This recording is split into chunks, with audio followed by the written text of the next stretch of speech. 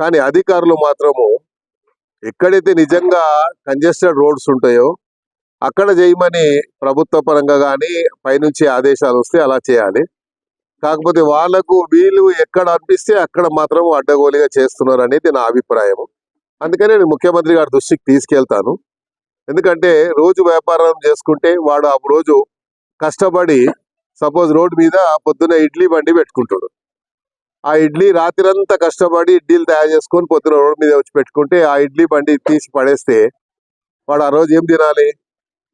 ఒక ఇన్సిడెంట్ జరిగింది. ముఖ్యమంత్రి గారు మొట్టమొదటిగా సీఎం అయినప్పుడు మాదాపూర్లో ఏదో క్యాంటీన్ ఉండే లేడీది, ఏం పేరు, కుమారి ఆంటీది కూడా ఇట్లాగే చేస్తే ముఖ్యమంత్రి గారు ఏం చెప్పారు?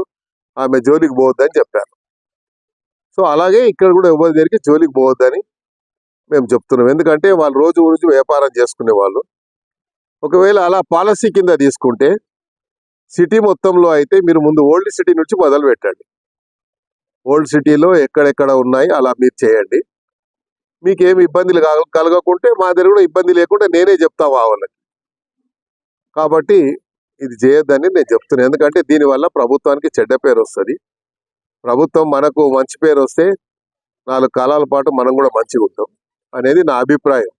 ప్రజల అందరూ వచ్చి చెప్పుకోలేరు. ప్రజాప్రతినిధి ఎవరు ఉంటే ఆ ప్రజాప్రతినిధికి చెప్పుకుంటారు మా బాధ అని. కాబట్టి రోజు మరి మాకైతే నిద్ర పడతలేదు.